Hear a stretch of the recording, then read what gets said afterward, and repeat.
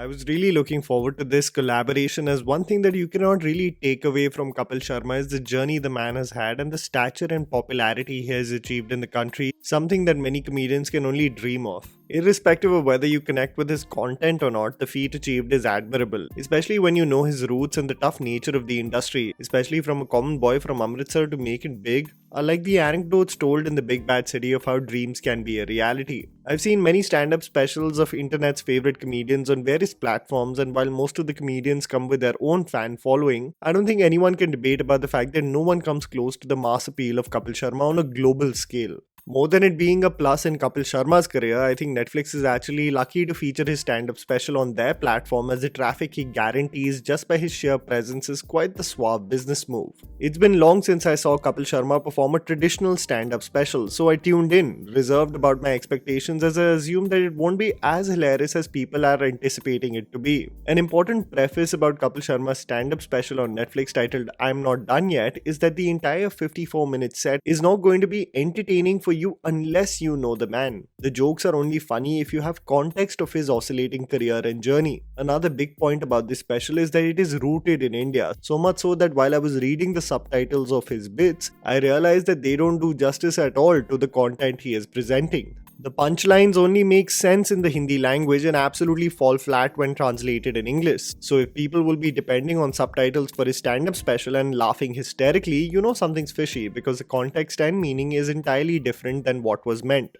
I got slightly worried when the special started, as the band that assisted various of Kapil's shows and do a distinct beat for every punchline commenced to do their magic immediately after his first punchline. It made me wonder, is Kapil adapting to the new format, or is he going the TV way even on Netflix? Thankfully and hilariously, the joke of being self-aware that this isn't TV was delivered only for Kapil to warm up the crowd and start his set. I have to say that most of the set is not hilarious. Rather than his content having a lot of gags that will absolutely make you chuckle, it's more self-reflective of his journey and his mistakes, getting emotional momentarily only to break the monotony and look for humor even in the dark days of his journey. What I love about his set, especially when he expands on his phase of depression in life, labeling the disease as a white man's disease and the lack of education people have regarding the same in this country, mostly people being dismissive of its very existence, I found it very progressive of him to acknowledge the toxic treatment of the same and shed light on the experience he has had while consulting with mental health professionals. Expanding on his mental health and describing to the psychiatrist on how he doesn't like anything anymore.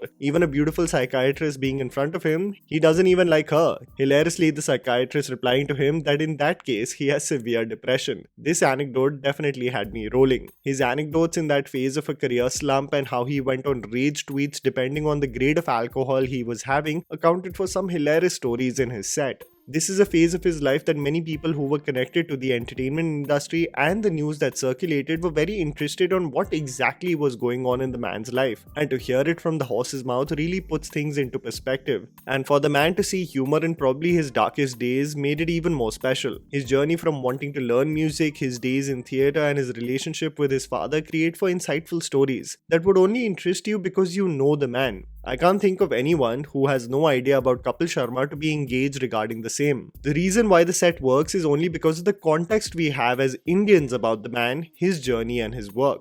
An anecdote of Shah Rukh Khan, his first time drinking with his father, and the struggle of Mumbai account for great moments, and this is coming from a person who is not really a fan of Kapil Sharma and his show. I was pleasantly surprised as the set in itself is not that funny, but there is a skill in the man's storytelling that generally makes this an interesting watch, again, especially if you have context to his journey. I wasn't really a fan of his work initially in the Great Indian Laughter Challenge, but slowly and steadily the man progressed into featuring on various comedy shows on television. My favorite phase of Kapil Sharma as a performer has to be from 2010 to 2013 in the comedy circus, where I believe that Kapil Sharma and Bharti were at their comedy peak. I still remember rolling on the floor laughing as he performed as Sohail Khan dancing on Just Chill as he attempts to speak in English with his fake muscles. Those skits genuinely accounted for some of the most hilarious moments on television. When Kapil gained more fame and acclaim and had his own show titled The Kapil Sharma Show, I found it to be rather crass and on the nose. Many of the women who would partake in the skits would be portrayed as bimbos, heavy-set men and women would constantly be mocked for their weight, and all of it summed up to be bottom-of-the-barrel jokes that just seemed like pot shots rather than gags.